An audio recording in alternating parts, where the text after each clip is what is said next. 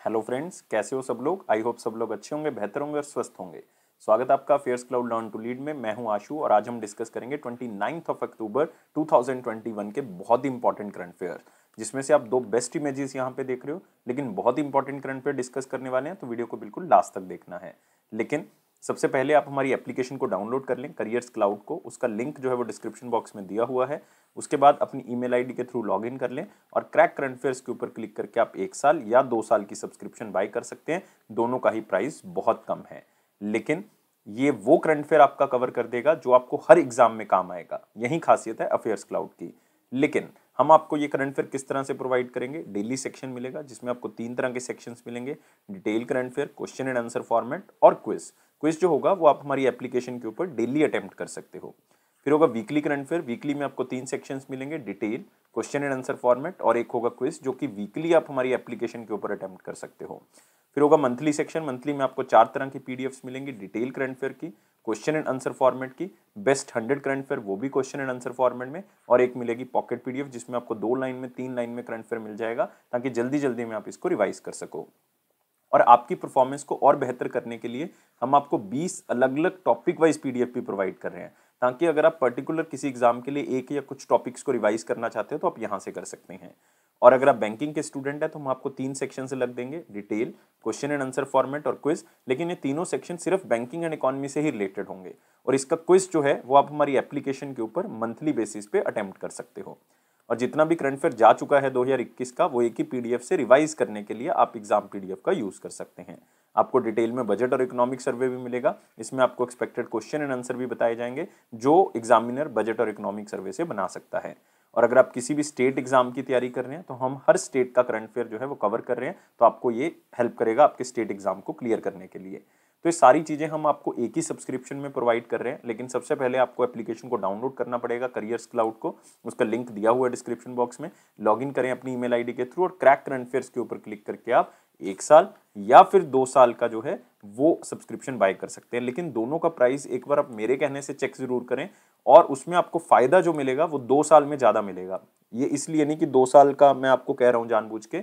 इसका मतलब है कि 2022 में जब आप 2022 का करंट अफेयर परचेज करोगे तो वो आपको महंगा मिलेगा।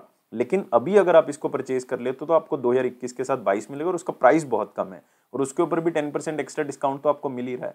कौन से कोड से, ASH10 कोड यूज करने से आपको 10% एक्स्ट्रा डिस्काउंट मिल ही जाएगा। और अगर आपका कोई डाउट है, कोई क्वेरी है, तो इस ईमेल आईडी और इस नंबर पे संपर्क कर सकते हैं आप हमारे साथ। तो स्टार्ट करते हैं 29 अक्टूबर 2021 का करंट अफेयर। लेकिन उससे पहले मैं सारे बच्चों से एक रिक्वेस्ट करना चाहूंगा कि यार वो वीडियो को लाइक जरूर कर दें, वो शेयर जरूर कर दें। कम से कम अपने एक दोस्त को तो यार शेयर कर दिया करो, और चैनल को अभी के अभी सब्सक्राइब करें, फिर आप अगला क्वेश्चन देखोगे। और टेलीग्राम ग्रुप को आप डिस्क्रिप्शन बॉक्स से ज्वाइन कर सकते हैं। और पहला क्वेश्चन है मोस्ट इंपॉर्टेंट क्वेश्चन में, which institute has topped among the Indian institutes. कौन से इंस्टीट्यूट ने टॉप किया है इंडिया के इंस्टीट्यूट्स में से, कौन सी रैंकिंग में। टाइम्स हायर एजुकेशन की रैंकिंग है जिसका नाम है वर्ल्ड रेपुटेशन रैंकिंग 2021। तो इसमें अगर मैं बात करूंगा कि सबसे टॉप जो है वो किसने किया है, इंडिया का इंस्टीट्यूट IISc बेंगलुरु। तो आंसर क्या होगा, ए होगा। और जो टॉप 100 इंस्टीट्यूशंस हैं पूरे वर्ल्ड के, उसमें इंडिया का सिर्फ एक ही है जिसका नाम क्या है, IISc बेंगलुरु होगा। तो ये आपने याद रखना है। वैसे अगर आप देखोगे टोटल लिस्ट के अंदर इंडिया के 4 इंस्टीट्यूट्स हैं, तो आप यहाँ पे देख सकते हो 4 इंडियन यूनिवर्सिटीज जो हैं वो इसमें शामिल की गई हैं, जिसको लीड कौन कर रहा है, IISc बेंगलुरु। और ये टॉप 100 में भी है। आपको ये भी एग्जामिनर पूछ सकता है कि टॉप 100 में कौन सा है। तो आप यहाँ भी देख सकते हैं कि IISc बेंगलुरु इसमें लीड कर रहा है। दूसरे स्थान पे IIT बॉम्बे है, तीसरे पे IIT मद्रास है, चौथे पे IIT दिल्ली जो है वो तीसरे पे है, चौथे पे IIT मद्रास है। तो आप इसको याद कर सकते हो कि इस तरह से जो है वो बॉम्बे, दिल्ली और मद्रास जो है वो हमारे पास दूसरे, तीसरे और चौथे स्थान पे। वैसे वो एग्जामिनर पूछेगा नहीं यहाँ से। और टोटल इसके अंदर कितनी यूनिवर्सिटीज को रैंक किया है पूरे वर्ल्ड में दोस्तों, 202 यूनिवर्सिटीज को रैंक किया गया है। कितनी कंट्रीज में से, 29 कंट्रीज में से ये रैंकिंग की गई है। और ये बहुत बड़ी रैंकिंग है जिसमें पूरे वर्ल्ड में टॉप कौन सी यूनिवर्सिटीज ने किया है, हार्वर्ड यूनिवर्सिटी ने इसमें टॉप किया है। आप कह सकते हो मैसेच्यूसेट यूनिवर्सिटी जो है यूनाइटेड स्टेट की, उसने सेकंड स्थान हासिल किया, और ऑक्सफोर्ड यूनिवर्सिटी ने तीसरा स्थान। लेकिन आपने पहला याद रखना है, हार्वर्ड यूनिवर्सिटी ने पहला स्थान इसके अंदर हासिल किया है। और साथ ही साथ दोस्तों आप इसके अंदर याद रखोगे एक खास बात कि रिसेंटली टाइम्स हायर एजुकेशन ने एक रैंकिंग और जारी की थी, और उसका नाम है वर्ल्ड यूनिवर्सिटी रैंकिंग 2022। और ये रिसेंटली जारी की गई है और इसमें भी जो है वो टॉप किसने किया है, आईआईएससी बेंगलुरु ने ही टॉप किया है, ये भी आप याद रख सकते हो। और टाइम्स हायर एजुकेशन अपने आप में इंपॉर्टेंट है, इसका हेडक्वार्टर जो है वो कहाँ पे है, लंदन यूनाइटेड किंगडम के अंदर। तो जितनी भी चीजें मैंने बताई हैं उतनी ही याद रखें, इससे एक्स्ट्रा कुछ याद करने की जरूरत नहीं है। अगला क्वेश्चन आते हैं, किसको चेयरपर्सन बनाया गया है, जो अभी सेंट्रल गवर्नमेंट की तरफ से एक नई बॉडी क्रिएट की गई है जिसका नाम है national bank for financing infrastructure and development. तो आप कह सकते हो ये इंफ्रास्ट्रक्चर डेवलपमेंट के लिए या डेवलपमेंट इंफ्रास्ट्रक्चर एक ऑर्गेनाइजेशन है जिसको हम डीएफएस या डीएफआई भी कह सकते हैं, डेवलपमेंट फाइनेंस इंस्टीट्यूशन एक बनाई गई है सेंट्रल गवर्नमेंट की तरफ से जो कि फाइनेंस करेगी इंफ्रास्ट्रक्चर डेवलपमेंट को इंडिया के अंदर। और ये नेशनल बैंक बनाया गया, ये 20,000 करोड़ रुपए का ये बैंक बनाया गया है, इतना मतलब इसके अंदर पैसा रखा जाएगा इंफ्रास्ट्रक्चर को डेवलप करने के लिए। और इसके पहले चेयरपर्सन कौन बनाएंगे, क्योंकि ये बॉडी अभी बनाई गई है तो इसके पहले चेयरपर्सन है केवी कामत, इसलिए क्वेश्चन मोस्ट इंपॉर्टेंट में हम कवर कर रहे हैं। और आपने याद रखना है कोई भी लॉन्ग टर्म इंफ्रास्ट्रक्चर प्रोजेक्ट होगा उसको ये फाइनेंस करेगा, खास करके जो डेवलपमेंट होगी इंफ्रास्ट्रक्चर से रिलेटेड जो सरकार करना चाहती है उसको ये क्या करेंगे, आगे प्रमोट करेंगे। और यहाँ पे आप केवी कामत का चेहरा देख सकते हो, 20,000 करोड़ रुपए का ये डेवलपमेंट फाइनेंस इंस्टीट्यूशन जिसका नाम है national bank for financing infrastructure and development, तो उसके पहले चेयरपर्सन बन गए हैं। लेकिन बाकी जो अपॉइंटमेंट्स यहाँ पे देख रहे हो, जो नाम आप देख रहे हो, ये भी बहुत इंपॉर्टेंट है। लाइक आप सबसे पहले देख रहे हो टीवी नरेंद्रन, ये रिसेंटली प्रेसिडेंट बनाए गए दोस्तों कॉन्फेडरेशन ऑफ इंडियन इंडस्ट्री के, ये 1 साल की टर्म होती है इनकी, 2021-22 के लिए इनको बनाया गया है।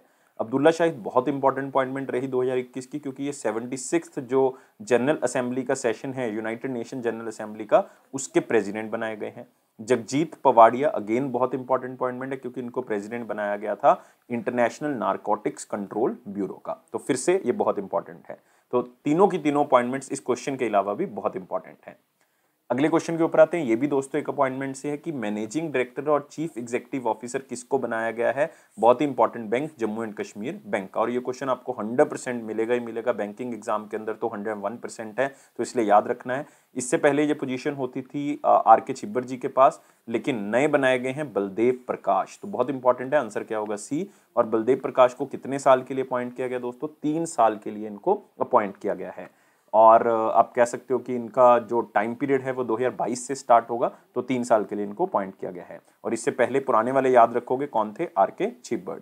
लेकिन जो बलदेव प्रकाश है इनका 30 साल का एक्सपीरियंस रहा है, ये SBI state bank of India में अलग अलग पोजीशंस पे रह चुके हैं। लेकिन एक बात बहुत मोटिवेट करने वाली है यहाँ पे कि इन्होंने एसबीआई को ज्वाइन किया था एज ए पीओ, तो आप देख सकते हो एज ए प्रोबेशनरी ऑफिसर जो है वो इन्होंने 1991 में ज्वाइन किया था। तो आप कह सकते हो विद इन 30 ईयर्स ये एक बैंक के एमडी और सीईओ बन जाते हैं। तो अगर आज आप एज ए पीओ लगते हो तो आप सोच सकते हो कि कहीं जाके आप भी एमडी या जो है वो सीईओ बन सकते हो। तो बहुत ही मोटिवेटिंग चीज़ है। तो कोई भी एग्जाम जो है वो छोटा नहीं है, कोई बड़ा नहीं है, तो आप किसी भी पोजीशन पे जो पहुंच सकते हो बाय प्रमोशन, तो इसलिए बहुत जरूरी है कि यार इसको क्रैक करना है हमने इस बार, इसी मोटिवेशन से जो है वो हम आगे बढ़ेंगे। लेकिन 2 अपॉइंटमेंट्स आप यहाँ पे और देख रहे हो, अतुल भट्ट बहुत इंपॉर्टेंट अपॉइंटमेंट, इनको रिसेंटली चेयरमैन और मैनेजिंग डायरेक्टर बनाया गया राष्ट्रीय इस्पात निगम लिमिटेड का, राष्ट्रीय इस्पात निगम लिमिटेड का। सुमन शर्मा जिनको रिसेंटली अपॉइंट किया गया है managing director solar energy corporation of India, SCCI।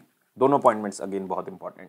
तो यहाँ पे आप देख सकते हो बलदेव प्रकाश जी का चेहरा जिनको एमडी और सीईओ बनाया गया है जम्मू एंड कश्मीर बैंक का। और जम्मू कश्मीर बैंक के बारे में याद रखोगे, इसका हेडक्वार्टर श्रीनगर में है, श्रीनगर में। इसकी स्थापना 1938 में की गई थी और इसकी टैगलाइन हमारे पास क्या है, serving to empower, serving to empower. तो ये इसकी जो है वो टैगलाइन है। अगला आते हैं दोस्तों, वेरी इंपॉर्टेंट क्वेश्चन सेक्शन, लेकिन वीडियो को लाइक करना है, जितने भी बच्चे वीडियो को देख रहे हैं शेयर करें मैक्सिमम टू मैक्सिमम, और चैनल को अभी के अभी सब्सक्राइब कर लें। फिर अगला क्वेश्चन आप देखोगे, और टेलीग्राम ग्रुप को ज्वाइन कर लें डिस्क्रिप्शन बॉक्स लिंक से। पहला क्वेश्चन क्या कहता है, which bank has been awarded for being the top organisation with innovative human resource practices.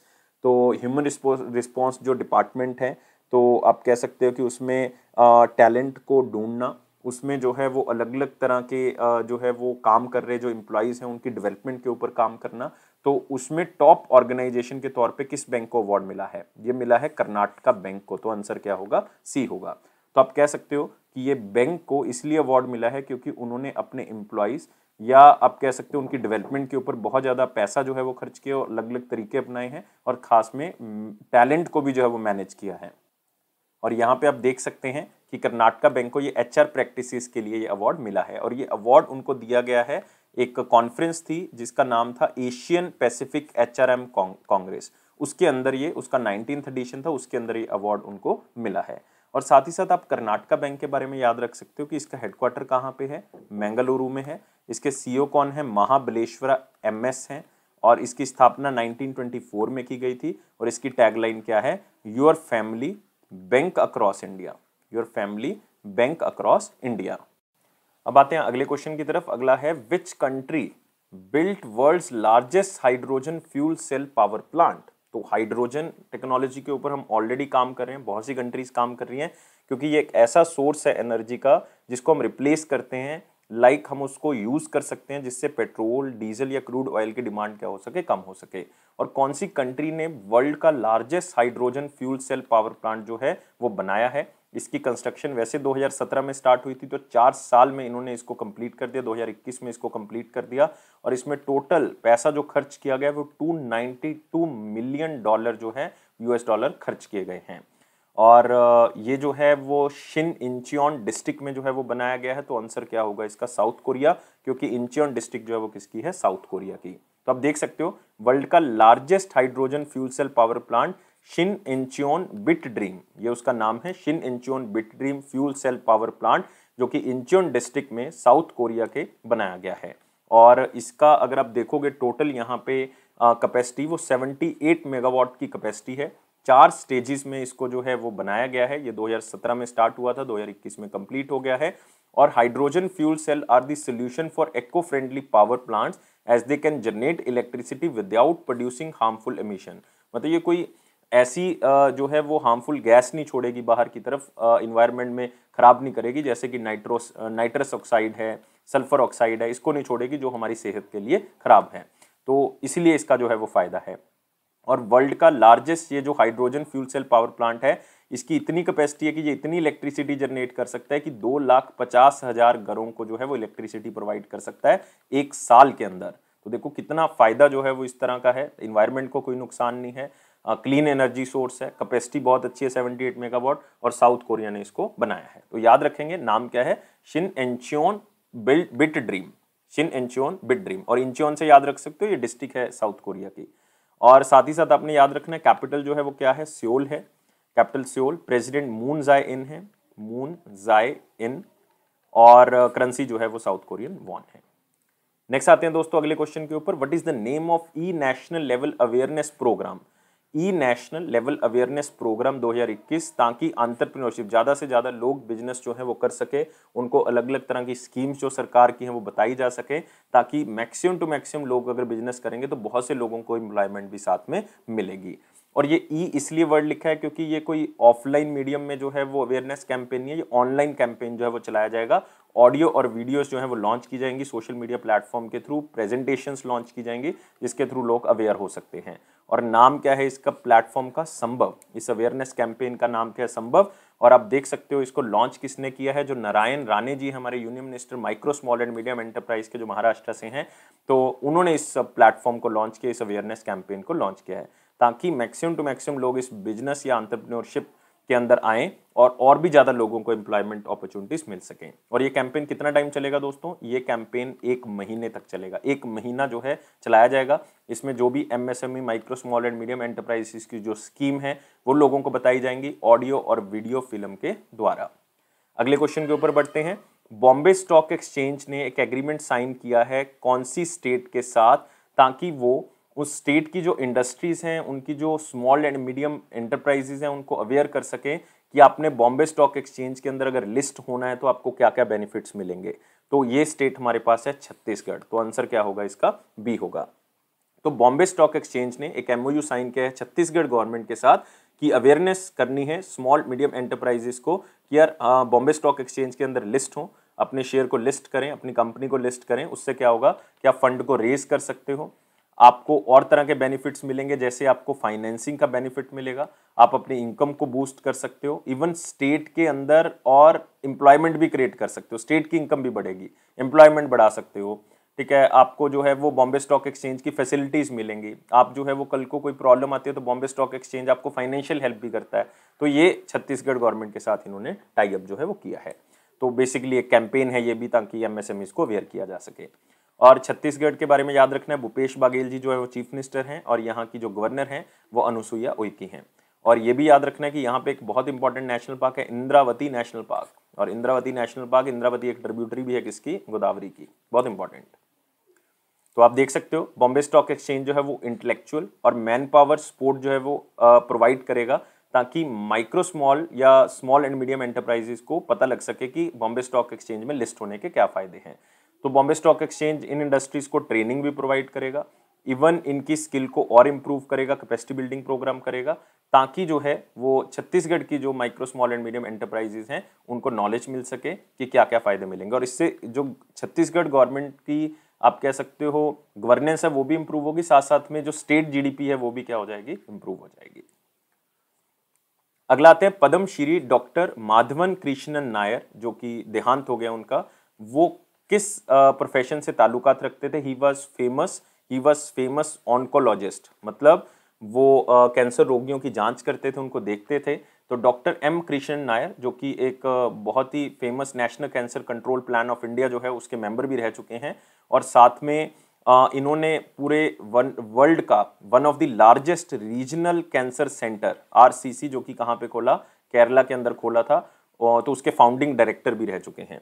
तो आप कह सकते हो एक्सपर्ट एडवाइजरी पैनल के अंदर भी रह चुके हैं कैंसर के, वर्ल्ड हेल्थ ऑर्गेनाइजेशन के। इवन गवर्नमेंट ऑफ इंडिया ने इनको पद्म श्री से भी सम्मानित किया मेडिसिन के अंदर 2001 में, इसलिए इनका नाम बहुत इंपॉर्टेंट है। नाम याद रखना है, माधवन कृष्णन नायर। कौन सी स्टेट से बिलोंग करते हैं? केरला से बिलोंग करते हैं। और इनका प्रोफेशन क्या है कि ये कैंसर पेशेंट्स को देखते थे और बहुत फेमस ऑन्कोलॉजिस्ट हैं, उससे ही आप आइडिया लगा सकते हो। तो यहां से देख सकते हो M Krishnan Nair passed away. Next आते हैं, who will be the head of reconstituted 7 member economic advisory council of prime minister. नाम से पता लग रहा है economic advisory council of prime minister, मतलब प्राइम मिनिस्टर को इकोनॉमिक लेवल पे जो है वो एडवाइस करेगी ये काउंसिल। कितने मेंबर की काउंसिल है? 7। रिकॉन्स्टिट्यूटेड है, इसका मतलब इससे पहले भी ये बनाई जा चुकी है। तो मैं आपको बता देता हूँ, सबसे पहले ये काउंसिल जो है वो 2017 में बनाई गई थी। 2017 में जब बनाई गई तो 2 साल के लिए बनाई गई थी।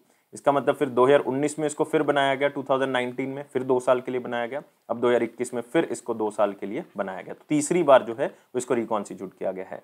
तो आंसर क्या होगा? विवेक देबरॉय जो है वो इसके हेड होंगे, जो कि नीति आयोग के एक मेंबर भी हैं और बहुत ही फेमस इकोनॉमिस्ट भी हैं, जो कि स्टार्टिंग से 2017 से ही क्या है इसके चेयरमैन हैं। तो याद रखोगे इसको।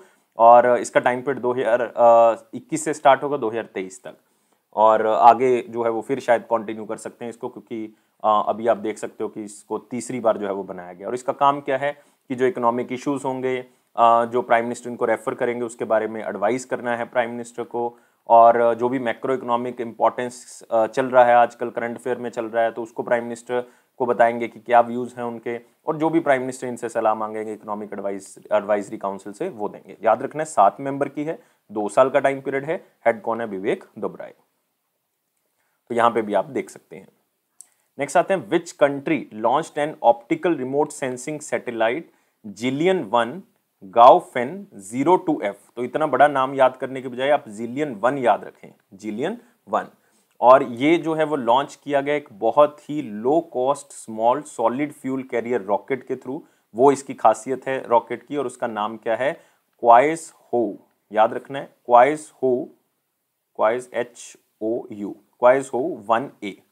तो ये रॉकेट है, ये बहुत ही कॉस्ट इफेक्टिव रॉकेट है, जो कि आप कह सकते हो बहुत ही छोटा है साइज के थ्रू भी, और उसके थ्रू इस जिलियन-1 को लॉन्च किया गया। तो ये किया है दोस्तों चाइना ने। तो आंसर क्या होगा इसका? बी होगा। और ये जिलियन-1 जो गाओफेन 02F है, ये हाई रेजोल्यूशन इमेजेस भेजेगा, और साथ ही साथ जो है वो हाई स्पीड डाटा ट्रांसमिशन के लिए भी जो काम किया जाएगा। मतलब आप कह सकते हो कनेक्टिविटी को भी इंप्रूव करेगा और साथ में इमेजेस को भी भेजेगा। तो चाइना ने इसको लॉन्च किया है सॉलिड फ्यूल कैरियर रॉकेट क्वाइस हो 1A से। और क्वाइस हो बहुत ही छोटा आप कह सकते हो सॉलिड फ्यूल कैरियर रॉकेट है, जो कि बहुत जल्दी में किसी अगर व्हीकल को लॉन्च करना है, किसी रॉकेट को लॉन्च करना है तो उसमें काम आता है। और ये China aerospace science and industry corporation की तरफ से लॉन्च किया गया है। और इसको लॉन्च इसलिए किया गया है कि जिन सैटेलाइट्स का वेट जो है वो 300 kg से कम है, उनको लॉन्च किया जा सके। तो इसकी खासियत ये है कि एक बहुत छोटा है, एक कॉस्ट इफेक्टिव है और बहुत जल्दी तैयार हो जाता है अगर किसी सैटेलाइट को लॉन्च करना है आपने।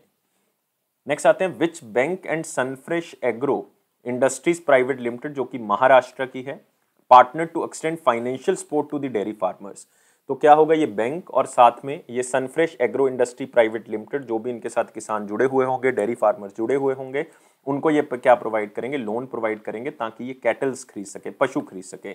पशु खरीदेंगे तो इसका मतलब मिल्क क्वालिटी जो है इंप्रूव हो सकती है, तो और मिल्क से रिलेटेड प्रोडक्ट जो है वो आगे बेचे जा सकते हैं।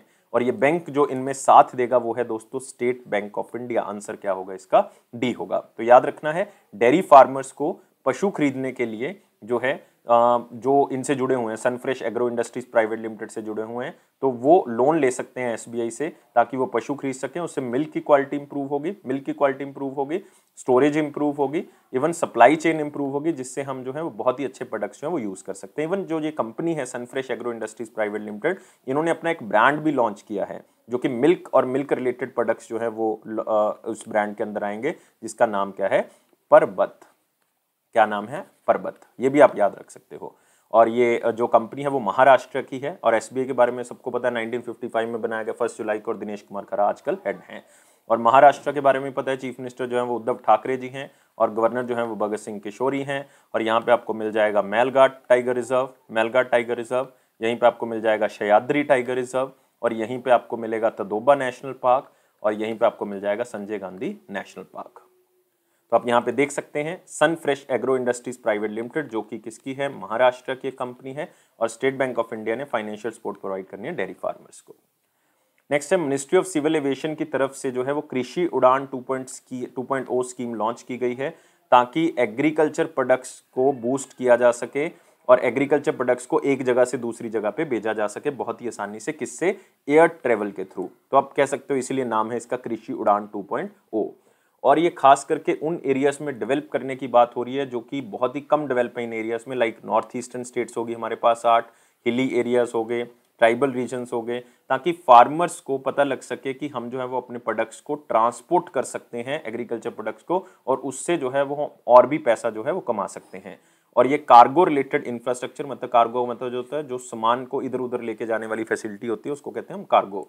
और एक ऑनलाइन प्लेटफॉर्म लॉन्च किया गया है ई कौशल, जो कि डेवलप किया गया है इसी काम के लिए कि जितने भी इस इंडस्ट्री से जुड़े हुए लोग हैं वो एक ही प्लेटफॉर्म पे आ सके और एग्रीकल्चर प्रोड्यूस को एक जगह से दूसरी जगह पे लेके जा सके। तो आप कह सकते हो इसका मेन जो मकसद है वो यही है कि नए चीजें जो है वो एग्रीकल्चर सेक्टर के अंदर लेके आना, फार्मर्स की इनकम को डबल करना, क्योंकि लक्ष्य है 2022 तक हमने डबल कर देना है, और जितने भी सप्लाई चेन के अंदर बैरियर्स हैं, जितनी भी दिक्कतें हैं वो सारी की सारी इसके अंदर दूर कर देना, और जितना भी फार्म प्रोड्यूस है वो अलग अलग जगह पे भेजा जा सके, इस दिक्कत को भी यहाँ पे दूर की जा सकती है।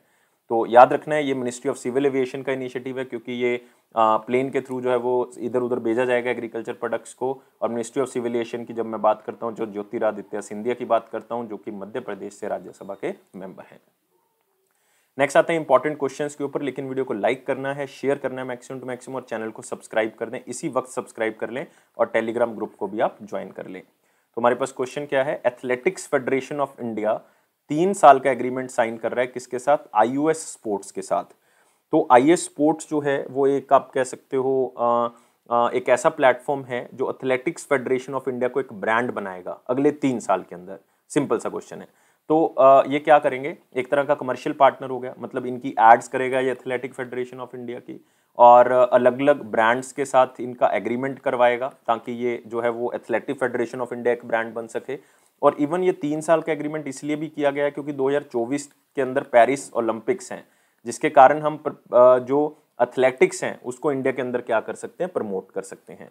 तो इसमें आप कह सकते हो कौन कौन से लोग जुड़े होंगे, आप फोटो से आइडिया लगा सकते हो मैं किसकी बात कर रहा हूँ। यहाँ पे मैं बात कर रहा हूँ नीरज चोपड़ा, दूती चंद, कमलप्रीत कौर, हिमा दास, इन प्लेयर्स के साथ जो है वो टाई अप किया जाएगा ताकि प्रमोशन कर सकें एथलेटिक फेडरेशन ऑफ इंडिया की, और इससे जो है वो एथलेटिक्स को इंडिया के अंदर प्रमोट किया जाता है। और आईयूएस स्पोर्ट्स जो है इसका हेडक्वार्टर न्यू दिल्ली और मुंबई में है, लेकिन इसके बारे में याद रखने की जरूरत नहीं, एथलेटिक फेडरेशन ऑफ इंडिया जरूर याद रखोगे। अंजू बॉबी जॉर्ज, हमने रिसेंटली इस क्वेश्चन को कवर किया था, अंजू बॉबी जॉर्ज जो है वो आजकल और फर्स्ट फीमेल वाइस प्रेसिडेंट है एथलेटिक फेडरेशन ऑफ इंडिया की। और एथलेटिक फेडरेशन ऑफ इंडिया को 1946 में बनाया गया था, इसका हेडक्वार्टर न्यू दिल्ली है, न्यू दिल्ली। नेक्स्ट आते हैं वन लाइनर इंपॉर्टेंट पॉइंट्स के ऊपर, जिसमें पहला पॉइंट है सुप्रीम कोर्ट ने 3 मेंबर का एक एक्सपर्ट पैनल जो है वो बनाया है ताकि जो पेगासस स्पाईवेयर यूजेस है उसके ऊपर जो है वो बात की जा सके। क्योंकि जो पेगासस स्पाईवेयर है दोस्तों, इसके बारे में थोड़ा सा आपने याद रखना है कि एक ऐसा सॉफ्टवेयर है जो इजराइल की एक कंपनी है NSO इजराइल की, उन्होंने इसको बनाया था। और ये जो है वो जितना भी डाटा स्टोर होता है, जो भी बातचीत होती है व्हाट्सएप के ऊपर, फ़ोन के ऊपर, वो सारी की सारी ये क्या कर लेते हैं, असेस कर लेते हैं, इनके पास आ जाती है। तो ये माना जाता है इन्होंने लीक किया था अपना डाटा कि 2019 में जो भारत सरकार है, इन्होंने इस पेगासस सॉफ्टवेयर का यूज़ किया था सेंट्रल और स्टेट गवर्नमेंट ने अपने इलेक्शंस के अंदर, और व्हाट्सएप अकाउंट जो इंडियन सिटीजन के हैं उसको देखा था कि वो क्या बात कर रहे हैं, तो उसके हिसाब से उन्होंने जो है वो अपनी स्ट्रैटेजी तैयार की। तो सुप्रीम कोर्ट ने इसके ऊपर 3 मेंबर जो है वो एक्सपर्ट पैनल बना दिया है कि इसके ऊपर देखा जाए कि ये सही है बात या नहीं, क्योंकि ये हमारे फंडामेंटल राइट्स की वायलेशन है। जो हमारा राइट टू प्राइवेसी है उसकी वायलेशन है, फ्रीडम ऑफ स्पीच है उसकी वायलेशन है। आप कह सकते हो जो अगर यूनियन गवर्नमेंट इन्वॉल्व है तो वो जो है वो एक वायलेशन है, क्योंकि गवर्नमेंट अगर ऐसा कर रही है तो ये बहुत बुरी बात है। तो इस तरह की जांच जो है वो की जाएगी। नेक्स्ट, इंडियन गवर्नमेंट और एशियन डेवलपमेंट बैंक के बीच में $100 मिलियन का एक लोन एग्रीमेंट हुआ है ताकि एग्री बिजनेस जो है वो इंडिया के अंदर हम क्या कर सकें, बूस्ट कर सकें। तो स्पेशली ये कौन सी स्टेट के लिए हुआ है, महाराष्ट्र के लिए हुआ है। तो याद रखना है कौन सी स्टेट के लिए, महाराष्ट्र के लिए। और आप कह सकते हो फूड लॉस को कम करना है और फार्म इनकम को बढ़ाना है। और महाराष्ट्र के बारे में ऑलरेडी मैं बता चुका हूँ। एशियन डेवलपमेंट बैंक के बारे में आप याद रख सकते हो कि 1966 में इसको बनाया गया था। इसका हेडक्वार्टर मनीला फिलीपींस है और 68 कंट्रीज मेंबर हैं और इसके हेड मस्तसुगु हैं। Next, Subhash Chandra Khuntia appointed as the part time chairman of the Jana small finance bank. तो सबको पता है सुभाष चंद्र खुंतिया कौन है, 1981 के IAS ऑफिसर हैं और जन स्मॉल फाइनेंस बैंक के पार्ट टाइम चेयरमैन बना दिए गए हैं। साथ ही साथ insurance regulatory and development authority of India के जो है वो चेयरमैन भी हैं। 2018 से लेकर 2021 तक ये चेयरमैन रह चुके हैं।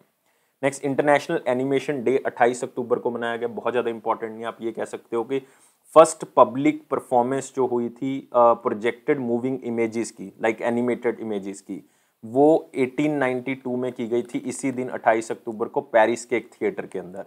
तो इसलिए ये दिन जो है वो इंटरनेशनल एनिमेशन डे के नाम से मनाया जाता है। नेक्स्ट, इंडिया ने अग्नि 5 मिसाइल का जो है वो टेस्ट किया ओडिशा में। आप कह सकते हो वहाँ पे एक आइलैंड है डॉक्टर अब्दुल कलाम आइलैंड, याद रखना है डॉक्टर अब्दुल कलाम आइलैंड, वहाँ से इसको टेस्ट किया है। अग्नि 5 आपको पता ही है इसकी रेंज जो है वो 5000 किलोमीटर की है। और रिसेंटली इंडिया ने अग्नि प्राइम, अग्नि पी का भी जो है लॉन्च किया है, जिसको अग्नि सीरीज की मिसाइल अग्नि 4 और अग्नि 5 के साथ अटैच करके हम नई चीज़ें जो हैं वो प्रोवाइड कर सकते हैं। और नई टेक्नोलॉजी, इंडिया उस टेक्नोलॉजी के ऊपर काम कर रहा है जिसमें स्पीड जो है वो मिसाइल्स की 6 गुना ज़्यादा हो स्पीड ऑफ साउंड से ज़्यादा हो, ताकि मिसाइल जो हैं वो डिफेंस सिस्टम के अंदर बहुत ही अच्छे से जो है वो हमें बचा सकें। और अग्नि 1 से लेकर 5 तक लॉन्च कर चुके हैं। अग्नि 1 की जो रेंज है वो 700 से 800 किलोमीटर है, अग्नि 2 की 2000 किलोमीटर के आसपास है, अग्नि 3 की 2500 किलोमीटर, अग्नि 4 की 3500 किलोमीटर, और अग्नि 5 आपको पता है कि इंटर कॉन्टिनेंटल बैलिस्टिक मिसाइल है ये, और 5000 किलोमीटर इसकी रेंज है। Next, Swiss Re takes 23% stake in the Paytm insurtech for INR 920 crore. तो पेटीएम इंश्योरटेक लिमिटेड के अंदर, जो कि पेटीएम का ये एक एसोसिएशन पार्टनर है, तो उसके अंदर 23% स्टेक जो है वो स्विस रे ने इन्वेस्ट किया है, आप कह सकते हो खरीद लिया है। क्या करेंगे ताकि जो इंश्योरेंस प्रोटेक्शन है इंडिया के अंदर, मार्केट के अंदर, वो लोगों को प्रोवाइड की जा सके। और पेटीएम के बारे में याद रखोगे, CEO विजय शेखर शर्मा हैं और इसका हेडक्वार्टर पूछा गया बहुत बार, नोएडा जो है वो इसका हेडक्वार्टर है। नेक्स्ट आते हैं 28 अक्टूबर 2021 का क्वेश्चन। वो क्या कहता है हमारे पास, which of the following African countries is the leading producer of the gold in the world. और गोल्ड के लिए सबसे ज़्यादा जाना जाता है साउथ अफ्रीका। दोस्तों, पूरे वर्ल्ड में सबसे ज़्यादा गोल्ड प्रोड्यूसिंग कंट्री कौन सा है, वो है अफ्रीका का कंट्री, साउथ अफ्रीका। लेकिन 2019 में एक बात ऐसी हुई थी जिसमें साउथ अफ्रीका को ओवरटेक कर लिया था गाना ने, तो ये याद रखियो। अनदर अफ्रीकन कंट्री जिसको गाना ने ओवरटेक कर लिया था 2019 में, लेकिन अब दोनों की ऑलमोस्ट सेम ही प्रोडक्शन है। तो गाना भी आ सकता है, साउथ अफ्रीका भी आ सकता है, दोनों ही ऑप्शन याद रखियो। लेकिन अगर दोनों आ जाते हैं तो गाना लगाइयो, क्योंकि अभी गाना जो है वो सबसे ज़्यादा कर रहा है।